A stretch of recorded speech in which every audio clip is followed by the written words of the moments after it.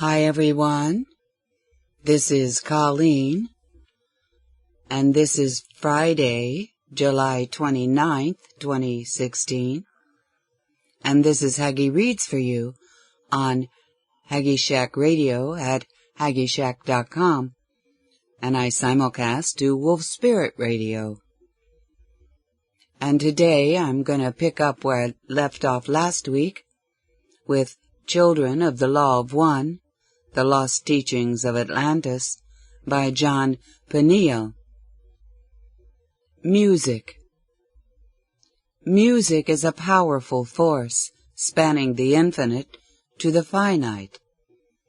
As with other vibrations, it can be harmonious, healing, spiritually stimulating, or inharmonious, degenerating, stimulating the self, instigating self-indulgence. Music has no language barriers, and is as close to the language of the universal spirit that you will find. Even the planets make music. They all make vibrations that can be sensed as sound in the right state of consciousness, with the right chakras active. And when you hear the solar system as a whole, the planets weave ever-changing chords as they travel about in their orbits, getting closer and farther away from other planets. You may have heard of tests done in which classical music was played to one test group of plants and rock music was played to another. The plants that were played the classical flourished and grew towards the source of the sound, while the plants that were played rock withered away from the sound source and died. That doesn't mean that all rock music is detrimental or that all classical music is beneficial. While looking into the specifics of this experiment, I found several things that would greatly affect the outcome. 1. It wasn't a double-blind study, and the prejudices of the scientists toward classical and against rock could have greatly influenced the plants. Remember the smart rats experiment? Also, I found that the classics played were of the most refined and melodic classical composers, while the rock music played was some of the most discordant, from negative, degenerative, selfish-oriented composers. There is some very spiritually oriented rock music around if you look for it. All styles of music have the polarities of positive and negative. It's up to you to choose. While we are touching upon the subject of music, I will mention something about playing a musical instrument, including the voice. Spontaneous composition or playing can be done as a meditation. Letting go and letting the universal spirit flow through you, play through you, is a very beautiful, ecstatic experience. Those of you who may have experienced this with music know what I mean. But it is that way with everything when you transcend the separate self and do things in the spirit of unselfish love. In letting go and letting the universal spirit flow through you, everything becomes a meditation. That is the art of dying, always giving up to the universal spirit. For the one who lives such a universal lifestyle, all is a musical instrument as you play with vibrations throughout the infinite vibrational spectrum. Come play the song of love, the song of life, the song of the spheres. The name of God that is the formula for creation.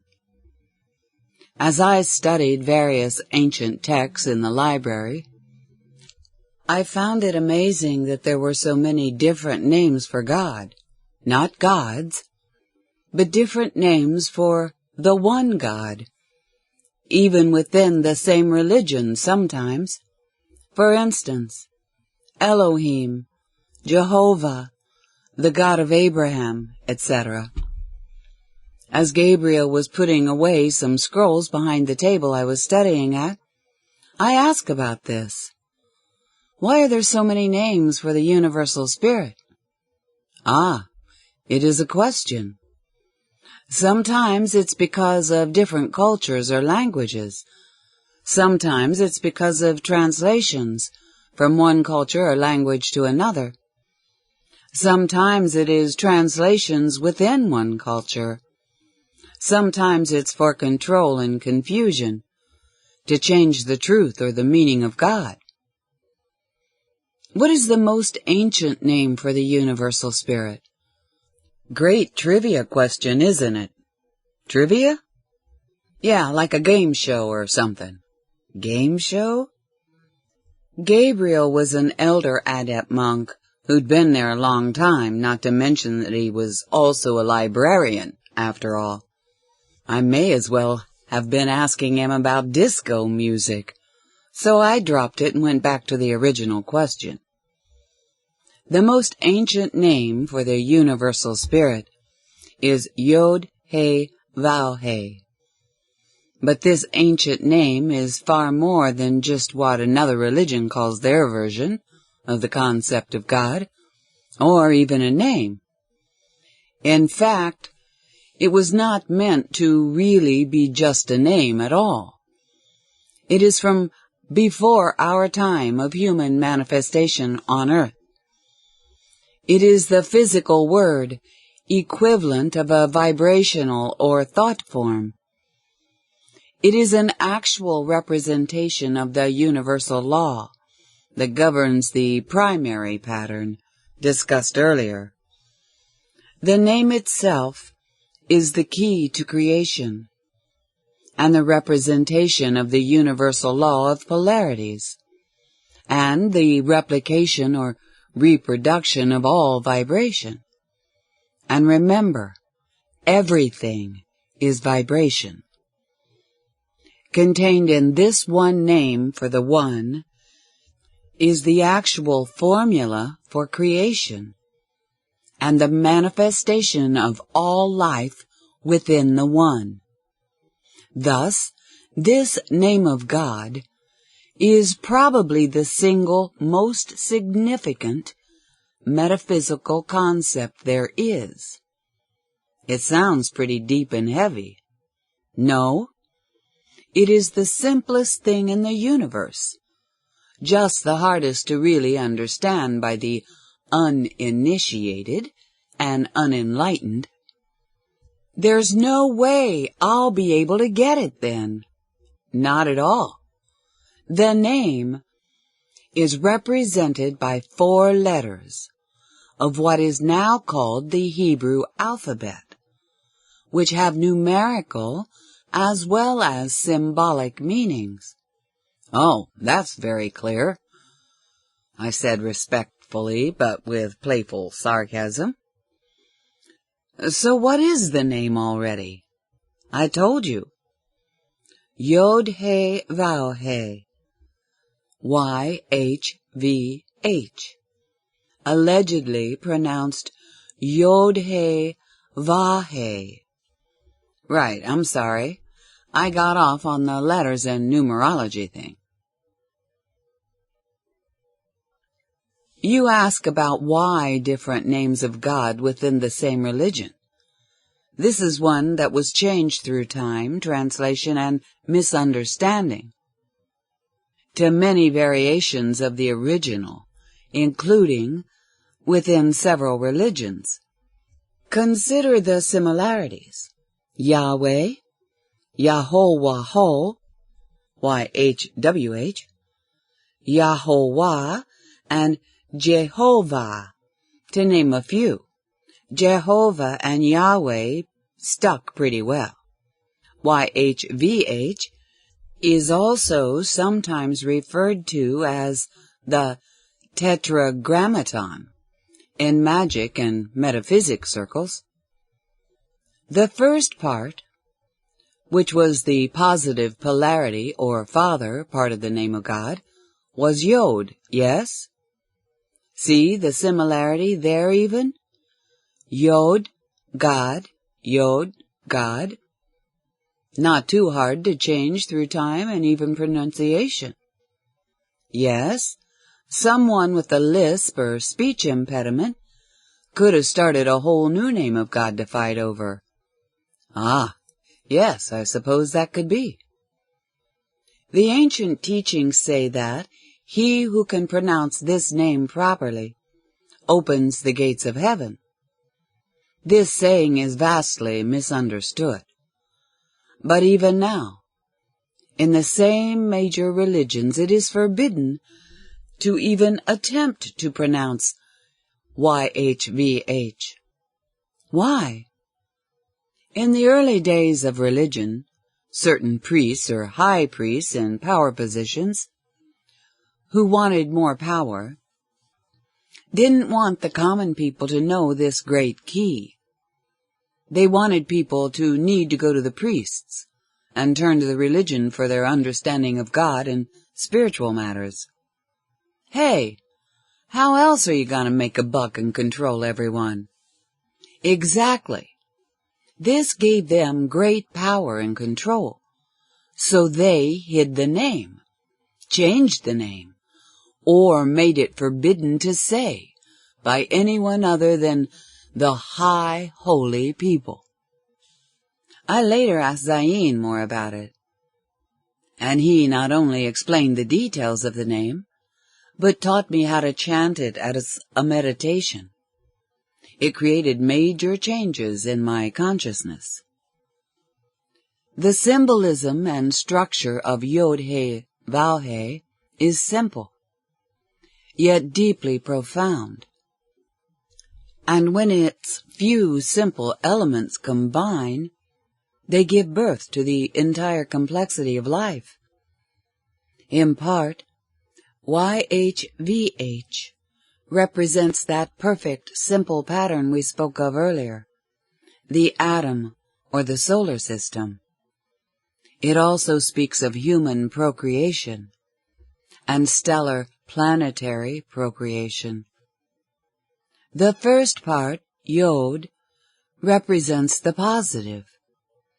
Sun, light, the father principles. The first He represents the negative, not in the sense of bad or evil, but in the sense of the negative polarity, pure darkness, like that of the void of space, the receptive, the mother principles. Va is the meeting of Yod and He, the place of interplay, intercourse, and combining of the two principles. It is its own principle, and the place of conception of and birth of the second He, pronounced Hay, Hay. The second He is the offspring of Yod and He, the result of their interaction, their subsequent creation.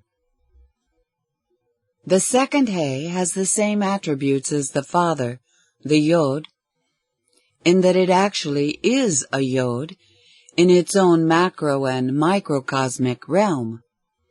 The second He is on a vibration plane an octave apart. The second He begins the cycle, Yod, He, Vav, He, again. But as the Yod in a microcosm or macrocosm, and its polarity is reversed from its father Yod, and interestingly, the father principle, Yod, was distorted through the translation over time from Yod into God, which is also given a father principle connotation. This took me some time and deep contemplation to grasp the entirety of, and the great significance of it. But I eventually did. In fact, it ultimately led to a great deal of scientific research I conducted, applying the name to light, sound, and music. I have included some other profound aspects and an attempt at giving you examples that may help certain of you understand it better. Understanding vibration and music can make it easier. The cycle of YHVH creation continues as an infinite spiral. It can best be understood intuitively, but maybe these illustrations will help a bit. Yod, He, Val, He, Yod, octave. Infinite vibrational spiral. He, Val, He, Yod, octave. He, Val, He, Yod, octave. YHVH makes a spiral, similar to DNA double helix, don't you think? Each Yod is the same place on a circle of the spiral, but just above or just below, on its own circle. These are octaves of vibration, and can represent a micro or macrocosm world of existence. To further help understand the way YHVH works, consider the vibrational realm of sound and facts relating to music. A common frequency of the musical note of A, that is universally used to tune instruments, is 440 cycles per second, also called 440 Hertz. But there are an infinite number of octaves of A, above and below 440 Hertz. For instance, the next octave of A, above that, is exactly double. Exactly times 2, or 880 cycles per second, whereas the octave of A below that is 220 cycles per second. Exactly half. Exactly divided by 2. Note that the next higher note of A is exactly double, and the next higher one from that is exactly double, etc., and that vibrational doubling will go on infinitely, even after it goes beyond the realm of sound. Likewise, the next lower note of A is exactly half the frequency, etc., etc. A at 550 Hertz times 2 equals A times 2, or 110 Hertz, equal A times 2, or 220 Hertz, equal A times 2, at 440 Hertz, equal A, or 880 Hertz, octave. And this continues infinitely. The A represents Yod. The multiplication by 2 represents the He, and its intercourse, Vau, with the Yod, and the next octave is the second He, which is the offspring or creation of the Yod and He's intercourse, Vau. Below is another way of looking at it. In this example, the Yod and the first He are equal value Hertz, and the combining or intercourse of the two, Vau, is represented by the equal signs. The numbers shown below, the YHVHs, are the cycles per second of octaves of A. Well, I'm not sure that my reading this is going to help, because it even confuses me. So the best thing to do is to go looking for the PDF file of the Children of the Law of One, The Lost Teachings of Atlantis, in PDF form by John Peniel, and go to page 299 of 377, and you can take a look at that and see if that clarifies it for you. Okay, anyway, he's saying this, again, continues infinitely up and infinitely down. So don't be frustrated if you don't understand it easily, or even for quite a while. I didn't. And then one day it just hit me and it all fell into place. Yod-He-Vav-He represents many things in one. It is comprised of a numerological sequence that represents all things in the first four numbers. Einstein said we never need to count more than to 4 to understand all things. He understood YHVH. Here are the 1, 2, 3, 4, such as the infinite one. 2, the dichotomy, polarities positive and negative, yin and yang. 3, the threefold nature of spiritual, mental, and physical, the Christian Trinity of Father, Son, and Holy Spirit, etc. 4, the rebirth, the offspring, the cross, the crucifixion, and the transition to a new plane. Thus, YHVH is both the formula of the primary pattern and the formula for the procreation of the primary pattern. YHVH's most important representation is the means of transition and manifestation of creation infinitely throughout the all. As we have partially shown, this may be seen through studying the law as it is reflected in music. In one octave of vibration is a universe. Every octave is a duplicate of another, except that it is of a higher or lower frequency. The note A is an A, whether it's played in the highest octave of an instrumental range or the lowest. As the frequency of vibration increases and goes beyond the range of hearing, it eventually comes within the range of sight. But the same law that dictates the repeating notes of various octaves holds true. Colors are like the notes in the octave of vision. Each color has a note. Each color is a note. Each note is a color. This principle allows you to find any note in the octave of a vibrational frequency band.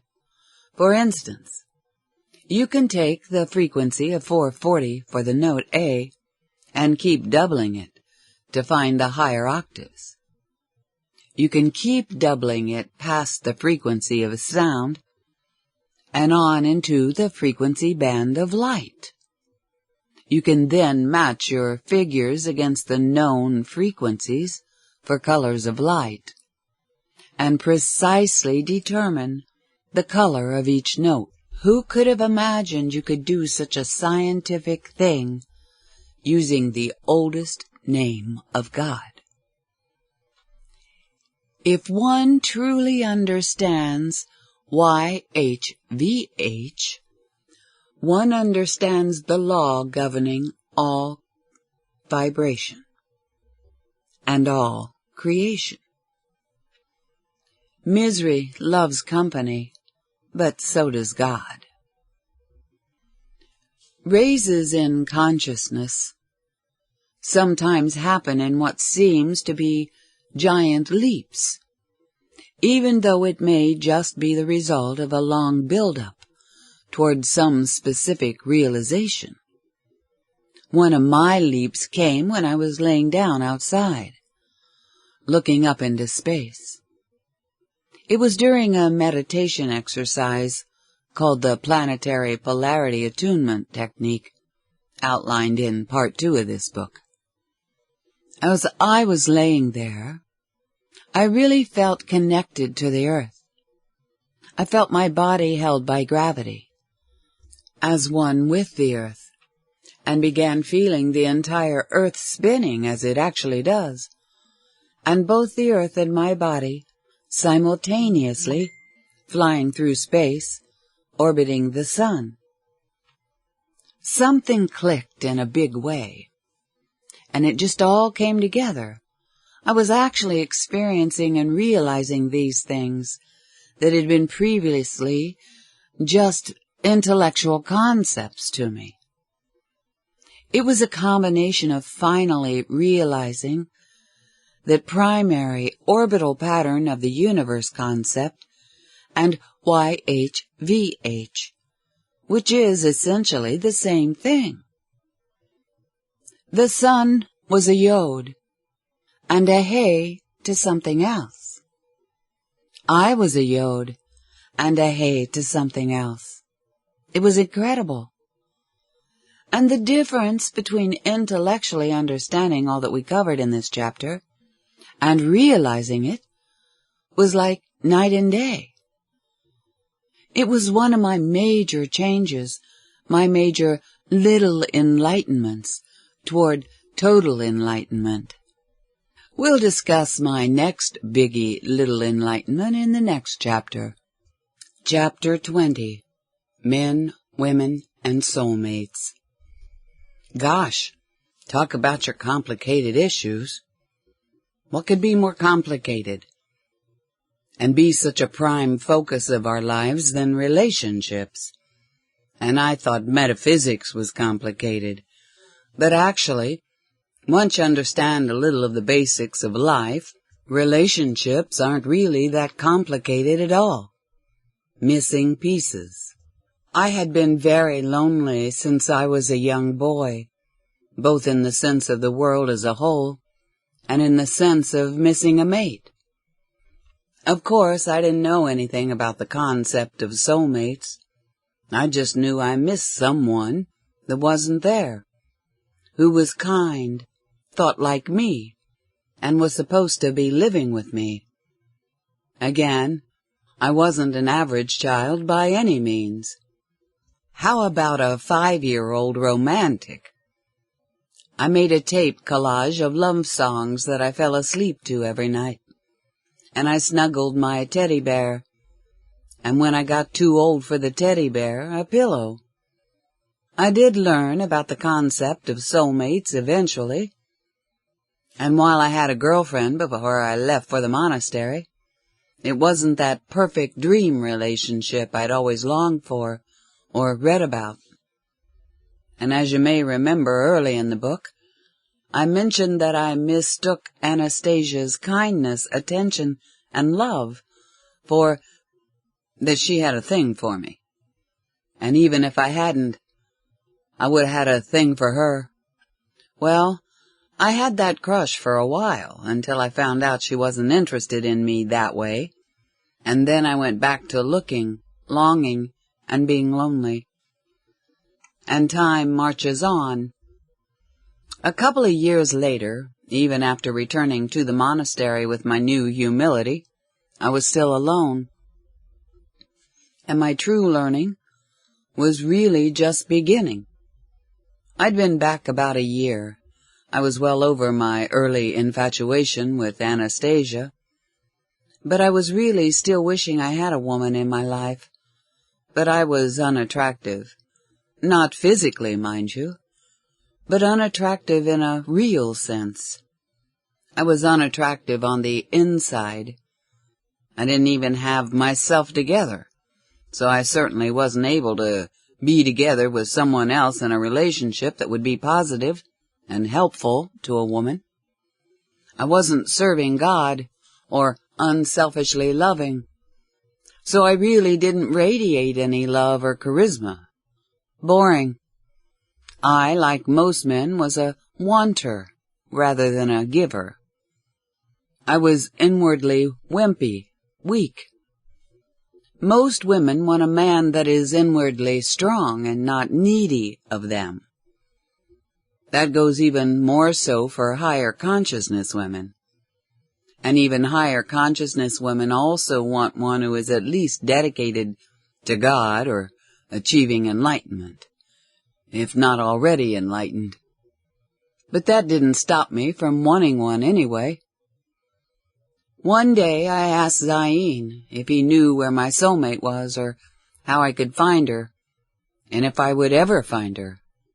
His answer was, as expected, an enlightening ego blow. "Your questions are irrelevant," he said. "Why?" I asked befuddledly.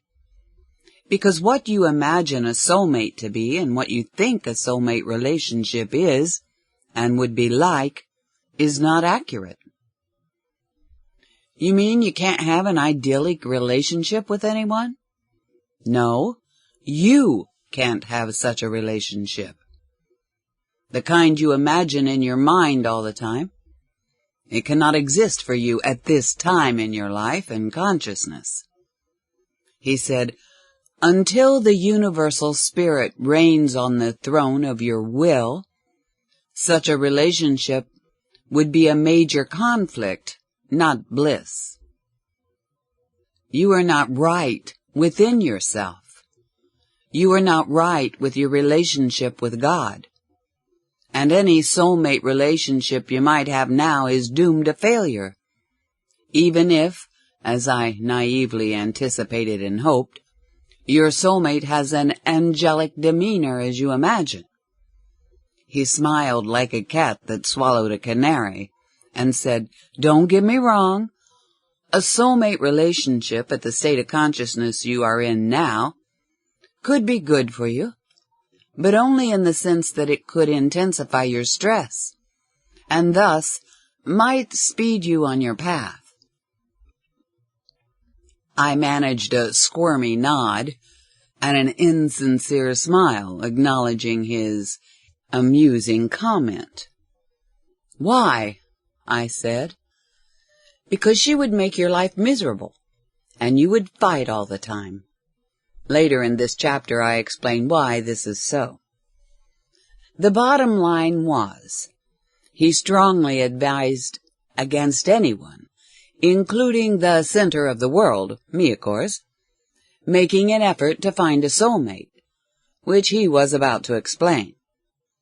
Next he gave me a concerned stare. The hierarchy knows what's best. If you need a burr under your robe, karma will find a soulmate for you at this time in your consciousness. But it is most sublime when the coming together of soulmates is the outcome of spiritual development, and they are of higher consciousness. He told me I needed to let go of my desire for and attachment to women for now. You should concentrate on finding God first. Then you should always first and foremost be God's soulmate, God's helpmate, totally in love with and devoted to the universal spirit. Then, he said, and only then, after you have become attached to the universal one and found inner and outer harmony, will those who should be with you in oneness with spirit be with you in the beautiful harmony that you are imagining. I understood, but I hadn't realized it yet, or understood how very important it was, and it was going to be my next biggie, jump in consciousness, the hard way. Shortly after that conversation, a new female novice arrived at the monastery. As soon as I saw her, I was in love, meaning I developed a very serious, selfish crush. Her name was Venus. Of course, she had to be named Venus. And she looked like an angel, which shouldn't have mattered to me, but it did. It was terrible. I'd never been more infatuated in my young life, but she showed no interest in me. So I went to Zayn and asked if he could help me with my problem. Specifically, I asked if there was a way he could pull some strings and set me up with her. First, he gave me a long list of texts to look up in the library, and then he said, "No problem, leave it all to me." I was elated, but as it turned out, my crush was to end up crushing my selfish separate self, and it was one of the most painful experiences in my growth. As the sun and the planets, are we in true form, lovers one, yet seeming apart, element of one flow, when in our right way, separateness in opposite, when lost is the way, one being with multiple parts, before time on earth, male and females lost on the earth. Outer parts lost first, then to the core. Reverse it we must, in reverse order. The female elements of each solar system, orbiting like planets on the outer reaches of us, were the first to enter the new space of earth, tempted and allured they, separate form. The male elements and reversed polarity, becoming like male elements out of balance. The male elements were the next exposed, and reversing polarity, they became as female elements. The former male elements, now reversed in polarity, turned from the one and toward the former female elements. Now all had reversed roles, and lost their place with the one. All were out of universal harmony and flow. Planets no longer attracted to suns by their gravity, and no longer orbiting the suns. Now suns chase the planets, and chaos reigns in the world of humans. Now for the return. The order of the fall must be reversed. You who would find your soulmates, men, seek not women, seek God first. Then accept the woman who came to you with unselfish love. Woman, attempt not to change a man. Seek God first, and find a man who is one with the one, a man who sought God first. So after reading the teachings, and having them go in one ear and out the other, I went to find out what strings had been pulled to get me together with Venus. This is what the clever devil Zayn did to help me get Venus. He pulled some strings, all right. He set me up, all right. But he knew what would happen also. What he did was to arrange things so that Venus and I had to share the same living quarters. He even asked her to do things for me. Things she may have done out of love if she loved me, like give me massages, make dinner, etc. She agreed to do this, taking it as a test, and as part of her learning giving and self-discipline. She did it, but she didn't like it. It's not that she hated it. She was a good person and a giving person, but she didn't like it, or enjoy it like when you do something for someone you care for, and it drove me nuts. Her mat was right next to mine. She slept right next to me every night, but she didn't have any interest in me as a man. Then, to make matters worse, she ended up being attracted to my best friend there, Ulysses, a fellow monk who was also a musician. He was someone I played with during practice every day, spent leisure time with, and enjoyed a great rapport with. Every day, Venus would come and fondly watch Ulysses while we played our music and practiced. and I could tell he liked her also. She even proposed to him, asking to become his mate. She wanted to move out of my quarters and in with him, and I knew that. But Zayn asked her to wait, because I wasn't well done enough yet. He was driving me nuts. She was driving me nuts. It was driving me nuts. Actually, the truth was, it was only me driving me nuts. But I didn't see it that way at the time.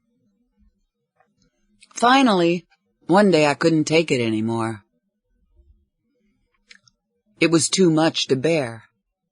I grabbed a parka, walked out the back gate, and began wandering the mountains in extreme emotional distress. I wandered for days. It was hard and painful, and it was all I could do. Then finally, on the 4th day, it hit me. I had to give up women. Essentially, I had to marry God. I had to pull myself together and focus only on God. Become devoted to God and serving God. As soon as I truly realized this, and I did it inside, all fell into place. So many things changed in my mind, my thoughts and emotions, and I'd soon find out in my life. One of the major changes brought about by this realization was that all of a sudden I finally understood women. I never really understood them before. As with most men, they were like aliens to me previously, like that women are from Neptune and men are from Uranus type stuff. The way they thought and behaved really made absolutely no sense to me before. But I know that there's no way women can really be understood or appreciated by any man until the man becomes enlightened, or at least partially enlightened. Sure, therapists can help you put Band-Aids on things or just accept your mate, and relationship seminars can teach you to fake caring about each other and how to go through the motions. But only real, unselfish caring makes the real difference. And a woman who is really unselfishly loved can blossom like fields of flowers in a spring rain. I realized that a woman's place was in the home where they belong. Joke, sorry. I just couldn't resist that joke. I realized women's place in the grand scheme of things, and the beauty of the receptive principle, which they manifested. They weren't for being taken from. They were for giving to.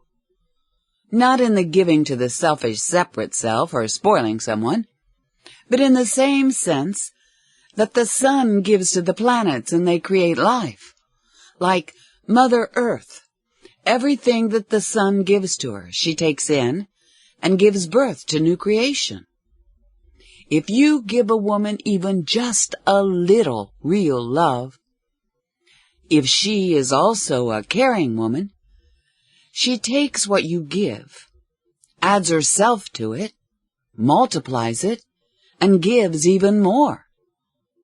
You get so much back in return for so little. It's phenomenal. Previously, I'd never been treated very well by women, to say the least. At best, I was ignored. For the first time, I really knew why. And also, for the first time, I could love them without wanting them or being needy and longing for them. I had now turned towards God for my nourishing rather than women, and I turned to God to serve rather than women, in the sense of constantly trying to please a woman because you want something from them and you don't want them to be negative or in a bad mood with you. I made it back to the monastery that evening and entered the residential area through the side kitchen door. There were over 50 people in there preparing food for dinner, including women. All the women turned and looked at me as I came in, all with a big, kind smile on their faces. I had to let go of Venus during those 4 days in the mountains, and she happily got together with her true love. But within a week I had 5 proposals. All of a sudden I was attractive, and it was all just a simple change that seemed so hard before. All I had to do was unselfishly love instead of want. But none of the 5 women that wanted to be with me then were my soulmates. And I still hope for someone that would really be a part of me, a helpmate that served the universal spirit along with me. I went to Zayn to ask his guidance, and he told me I should accept and love whoever comes to me for love and caring, and especially not reject anyone just because I didn't think that they were my soulmate. That's the beginning of another quandary, and a long story for another time. Then he started to tell me about the disintegration of male-female soulmate relationships in Atlantis. One of these stories sounded remarkably like the Bible story of Adam and Eve, and as I soon found out, with good reason. He told me to read some of the biblical scrolls about Adam and Eve, then talk to him about it. And I didn't even need a library card. Like I said earlier, when I first arrived at the monastery in Tibet, I was delighted to find that it had an extensive library, which included many ancient writings. This was library heaven for a young man who, as a teenager, read every book about metaphysics, spirituality, and religion that he could get his hands on. And I'd heard about the Vatican Library and the Dead Sea Scrolls, but both were off-limits to the public. Here I was, able to read original manuscripts of the writings that eventually became the Bible, along with the sacred texts of many other religions. These old biblical writings were relatively new manuscripts, compared to many there. But right now I was focused on the Bible scrolls, particularly ones dealing with Adam and Eve. Some of these biblical manuscripts were much like the famous Dead Sea Scrolls, but the translations of the Dead Sea Scrolls have been hampered, and some authors have written out-and-out fake alleged translations of them.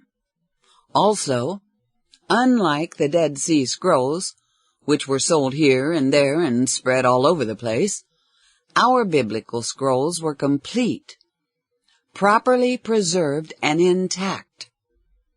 And we had them in both the original language and hand, and all had been unbiasedly translated into several languages. There was far more in them than in the modern Bible, including such seemingly less significant scrolls detailing things like Jesus' dietary teachings. I really had to keep focused on what I was doing. But as I read them, old memories that I found disturbing came back to me. "Father," I said, as I was reading the old biblical scrolls, it reminded me of my youth. I read the Bible earlier in my life quite thoroughly, and I found it not to be only confusing, but conflicting with its own teachings. "Yes?" "Well, why would that be? If the writings were true, valid, and important, I mean, why do we consider it something to study and learn from, other than to understand the beliefs of others better?" First, what we have is complete and unadulterated, which you will understand the great significance of when you have read even more of them. And secondly, you must understand that much of it was not literal. It was written symbolically and as allegory in order to convey basic spiritual ideas and principles in palatable form for the masses. I understand that, but still, Much doesn't make sense. I rejected it myself years ago. You rejected a very different thing, that you did not have the keys nor the wisdom to understand. But still, it had truth in it, did it not? Don't reject the ancient scrolls because of that, son. Learn to understand it. How? For the seeker of the deepest level of truth within, it includes a code consisting of all kinds of symbology, including numerology. Since you have read it, I'm sure you noticed that certain numbers seem to appear repeatedly throughout the stories. Like, it rained for 40 days, and he wandered through the desert for 40 days, etc., etc. 3s and 7s are also extensively used. Yes, I have. And it did seem rather odd that there were so many repeated numbers and patterns, but I didn't really even think about it at the time. That was the idea. You weren't supposed to think about it. They didn't want you to. What do you mean? The original Bible manuscripts included a numerological reference called the Kabbalah or Quabbalah, and other sections that tied logical explanations to what appeared to be contradictions. After these sections were removed or modified, these sections of the Bible, perceptive seeker, the keys to unlock the manuscript's secrets, so they could be understood on deeper levels and multiple levels. Even to use just the numerology as an example, if you understand that the number 4 or 40 numerologically represents a total transformation, a crucifixion, a death and rebirth of some sort, a given story may mean something much different or much deeper to you, or that 3 represents a whole or a body. It adds many new meanings to the story, yes? The modern Bible is missing its keys. It has been for many decades. You can check with Gabriel, but I believe the Kabbalah alone was deliberately deleted around the 3rd century A.D. Why? The usual. Power, control of the masses, or someone wanting some sort of personal gain. Yet at our library here, it has remained intact in its original form. As you know, much of it's written in the Grand Master's own hand. So it's all an issue of breaking this numerical code? No, I didn't just say numerical code. There is a symbolic code also. You cannot take things so literally. You must open up your mind to the universal symbology of things, and some of it is simply literal. Thus, the Atlantean children's interpretation and understanding of the meaning of the Bible stories may be, usually are, very different than anyone else's. Alrighty, I'm gonna stop here and take a little break and put on some music, and I'll see you in just a few minutes.